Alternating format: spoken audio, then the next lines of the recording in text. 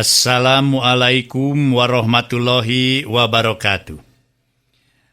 Para mitra anu mulia, para kaum dangu anu sami-sami dimuliakeun ku Allah, para pendengar yang saya cintai, urang patepang deui para wargi sadaya mangjaya sapara kanca nepangan deui para wargi bade neraskeun hanca nu katunda kamari. Atuh carios nu katunda kamari nyaeta riwayat Kangjeng Nabi Ibrahim. Anu mana ayeuna para mitra parantos ngajurus ka putrana nu katelah Kangjeng Nabi Ismail. Janten ramana ge para mitra Nabi, putrana ge Nabi. Kitu diantawisna para wargi. Ieu teh putrana ti Siti Hajar. Ari kawitna mah sanes istrina Siti Hajar teh. Namun kumargi Siti Saroh ngaraos anjeunna parantos sepuh cenah para wargi. Tos moal mungkin deui kagungan putra, nya diridokeun pek cenah atuh Kang geura kawin ta Hajar supaya boga turunan ari parantos nikah para mitra. Tos atuh bumen-bumen dugi ka kagungan putrana timul deui para wargi ti Siti Saroh teh. Aya hal anu memang teu sreg kana hatena. Kitu cigera ini cing jauh cenah kaditu. Gitu. Ulah hayang katingali jeung ulah hayang kadenge deui cenah kitu. Aduh, mun ngusir teh ngusir ngan secara halus para wargi. Aduh, kitu cara diantawisna para mitra. Malih mah para mitra sabada Kangjeng Nabi nampi ucapan-ucapan ti Siti Saroh, saterasna Kangjeng Nabi Ibrahim ge nampi wahyu ti Allah. Yen memang cenah kudu kitu. Supaya perjalanan atanapi riwayatna bakal leuwih hade. Kitu para wargi sadaya diantawisna. Dugi ka akhirna harita teh atuh Kangjeng Nabi Ibrahim angkat anjeunna. Cik paribasana nutur-nuturkeun inung suku dengan rumpak onta. Malah hiji waktos para mitra di hiji tempat kalayan wahyu Allah oge. Yen Siti Hajar sareng putrana Ismail dikantunkeun di hiji tempat. Di mana dikantunkeunana ieu tra Siti Hajar sareng Kangjeng Nabi Ismail? Mangga urang hanca cariosna ayeuna. Para mitra anu mulia nu sami-sami ngadangukeun ieu dongeng. Kangjeng Nabi Ibrahim nerangkeun yen sabenerna mah dirina teh cenah teu tega ningalkeun nu jadi anak pamajikan di hiji patempatan nu hara-haraeun eueuh tatangkalan ngan saukur batu-batu wungkul bari jengkayan panas nong toreng.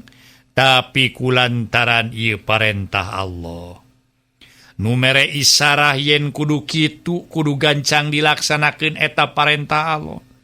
Tungtungna Kangjeng Nabi Ibrahim ge ngalaksanakeun parentah Allah. Malah mah salajengna para mitra sadaya barang Siti Hajar nampi ngadangu eta jawaban ti nu jadi salakina ku anjeun atuh salajengna Siti Hajar cumarios. Ayeuna mah abdi teh ngartos Kang. Pangna akang mawa abdi ka dieu kalayan abdi disimpen ieu tempat teh. Kulantaran parentah Allah. Abdi yakin, sayakin-yakin. Yen Allah moal merebang baluh nu teu kadada kaduga ka umatna. Allah tidak akan menyia-nyiakan kami. Kitu cenah para mitra sadaya saur Siti Hajar. Ibrahim pergi sendirian.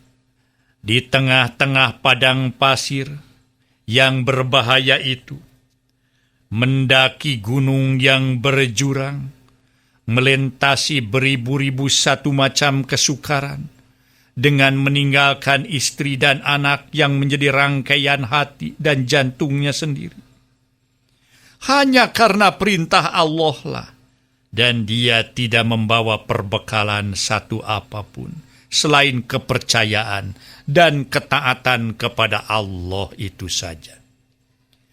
Sebagai seorang nabi, Ibrahim menahan semua penderitaan badan dan batin itu dengan penuh kesabaran dan ketenangan. Menyerah kepada perintah dan takdir ilahi, Nabi Ibrahim terus berjalan terus meninggalkan istri dan anak tunggalnya di tengah-tengah padang pasir yang tidak berpenghuni itu. Hanya doa inilah yang keluar dari mulut Ibrahim. Dihadapkannya ke hadirat Allah yang Maha Kuasa. Ya Tuhan kami, aku telah tinggalkan anak dan istriku di padang pasir yang tandus, tak berkayu-kayuan, dan tak berbuah-buahan. Ya Allah, agar mereka mendirikan salat, maka jadikanlah hati manusia tertarik kepada mereka, dan berikanlah mereka rezeki dari buah-buahan. Mudah-mudahan mereka berterima kasih atas semua itu. Mung sakitu para mitra doa nu kaluar ti Kangjeng Nabi Ibrahim. Para mitra anu mulia nu sami-sami ngabandungan ye carios. Di tempatna Siti Hajar sareng Ismail dikantunkeun ku Ibrahim. Malah mah disebatkeun eta teh hiji padang pasir anu kacida cenah para mitra sadaya, kacida gersangna. Malah mah teu aya jalmi saurang-urang acan. Teu aya nu nyicingan kulantaran panas kacida eta patempatan. Si horeng, si mana horeng, eta teh nyaeta nu disebat Mekah teh para wargi. Saat itulah sejarah Mekah dengan telaga Zam-Zamnya dimulai. Hajar bulat-bulat menyerahkan nasibnya kepada Allah. Dimakannya perbekalan-perbekalan yang masih ada. Dana juga dengan sabar dan tenang, dia atuh salajengna para mitra sadaya, mere ngaleueut atanapi ngereng nginum, masihan ngaleueut kanu janten putrana, nu katelah Ismail teh, kalayan para mitra sabar jeung tenang. Cai memang masih kene aya, tuangeun masih kene aya dina waktos harita. Akhirna para mitra kulantaran tuangeun nu dituang oge aya seepna, cai nu dileueut oge aya seepna, nya tungtung nama sagala ledis harita teh. Ngaso heula para wargi, ngaso. Sakumaha nu kauninga para mitra. Tuangeun aya seepna ai tuluy-tuluyan dituang mah, cai aya seepna ai tuluy-tuluyan dileueut mah. Sok sanajan diawet-awet sakumaha diawet-awet ge aya beakna. Akhirna sagala tuangeun seep, cai oge ledis nu kantun tinggal inung jeung anak, nunggu nasib dina kaayaan beuteung lapar. Siji penderitaan anu ciga nama can pernah dialaman ku umat manusia sejen. Anakna anu masih keneh ngabutuhkeun susu, entong boro cai susu, cai atah ge teu aya di dinya. Sok sanajan cenah eta susu, nena nu jadi inung ge dikenyotan ku Ismail teu ngaluarkeun cai susu, kulantaran memang Siti Hajar naku anjeun henteu ngaleueut teu barang tuang. Nyarek di mana aya cai susu, ari inungna teu dahar teu leueut mah. Atuh para mitra sadaya, kaayaan beuki ngarasa ketirna. Perut semakin lapar, kerongkongan semakin kering, panas terik padang pasir tidak pula kepalang tangguh, sedangkan badan yang mulanya kuat, sekarang sudah berangsur kurus dan lemah pula. Tidak ada daya dan ikhtiar yang dapat dijalankan, selain hanya mengucurkan air mata sebanyak-banyaknya. Dan dengan air mata itulah keadaan kering dapat dibasahkan sedikit. Karena laparnya dan dahaga yang tidak terperikan itu, mula-mula si anak menangis sekuat-kuatnya. Tetapi akhirnya kelemahan badan tidak memberikan kekuatan lagi kepadanya untuk menangis. Matanya mulai cekung, badannya semakin kurus juga. Akhirnya anak yang malang itu memperlihatkan tanda-tanda yang tidak dapat diceritakan sama sekali. Seakan-akan putus napasnya karena terlalu dahaga. Siti Hajar usaha satekah pola. Anjeuna mempertahankan diri jeung jiwa anakna. Oge tetap sobar nampi keayaan seperti kitu. Da tadi ge dijelaskeun eta teh parintah Allah kudu kitu. Tapi apa yang dapat dilakukan? Akhirnya anak yang sudah payah keadaannya itu diletakkan begitu saja di atas pasir. Sedangkan dia sendiri pergi mencari air, lalu datang kembali melihat wajah anaknya, air belum dapat juga. Lalu dia pergi mencari air, dan pulang kembali melihat wajah anaknya semakin lama semakin merasakan parahnya lapar dan dahaga anak tersebut. Tetapi air sampai saat itu belum juga didapatkan. Lalu ia mencari lagi air dan kembali melihat wajah anaknya yang ditinggalkan. Demikianlah seterusnya berturut-turut antara dua tempat yang sekarang dinamakan Sofa dan Marwah. Setiap kembali melihat anaknya, dia melihat tanda-tanda adanya air di tempat yang bernama Sofa itu. Tetapi setelah didatangi, tidak ada air sama sekali. Lalu dia kembali ke tempat anaknya. Demikianlah berturut-turut 7 balik dia pergi kembali dari Sofa ke Marwah. Itulah ceritanya, sedangkan anak yang kelaparan, yang ditinggalkan sendirian itu semakin mengeluh dan menangis dengan tidak bersuara lagi. Kasihan, sayang, capek, ikhtiar dengan segala tenaga, tetapi semuanya sia-sia belaka. Apa yang terjadi selanjutnya? Akhirnya Siti Hajar duduk.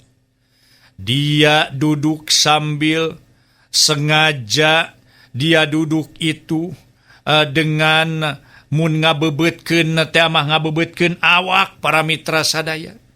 Anjeuna geus teu nyaho deui naon nu kudu dipigawe ku anjeuna dina ngoning anjeuna milarian cai. Pikeun anakna Ismail kulantaran ngarasa haus, hoyong ngaleueut. Tah diantawisna para mitra, tungtung nama anjeuna teh ningali terus kana beungeut nu janten anakna nu katelah Ismail. Anu kacida dipicinta ku anjeuna. Kacida dipika cinta, kacida cenah dipihemana. Malah katingali para mitra sadaya kesa ngoprot, harita ge cenah tina tarangna. Dengan titik peluh itulah dibasahi bibir anak yang sudah amat kering. Alangkah gembiranya Siti Hajar, karena dilihatnya anaknya itu masih hidup. Anaknya diciumi dan dirangkul ke dan malah didekap ke dadanya. Tampak pula dengan jelas bahwa anak itu pun mengeluarkan air mata. Ngaso dulu para pendengar, ngaso. ningali nujanten anakna nyaeta Ismail para mitra sadaya masih keneh aya napasna, masih keneh dipercanten ku Allah pikeun hirup kumelendang di alam dunya, masih keneh hirup jeung bisa keneh ngaluarkeun cai mata, harita bungah luar biasa pikeun Siti Hajar. Hanya kepercayaan terhadap Allah lah menjadikan Hajar tidak berputus asa. Dengan kepercayaan ini sajalah dia waktu itu menghadapi kesedihan yang tiada terhingga. Dengan kepercayaan itu pula lah dia yakin akhirnya dia akan terbebas dari kesedihan. Karena dia yakin Allah tidak akan begitu saja menyia-nyiakan dirinya. Setelah nyata anaknya masih hidup, dia pergi kembali meninggalkan anaknya, mencari air di tengah-tengah gurun pasir. Akhirnya setelah kembali mendapatkan anaknya, tak begitu jauh dari tempat itu, tiba-tiba Hajar melihat setumpuk pasir yang mulanya kering, tampaknya agak basah. Setelah dipegang dengan telunjuknya, betul-betul pasir itu basah berair. Lalu pasir digalinya makin dalam, digali makin basah. Dan akhirnya setelah agak dalam, airnya muncul dengan kodrat dan irodat Allah subhanahu wa ta'ala. Keluarlah di situ sebuah mata air yang kita namai Telaga Zam-Zam sekarang ini.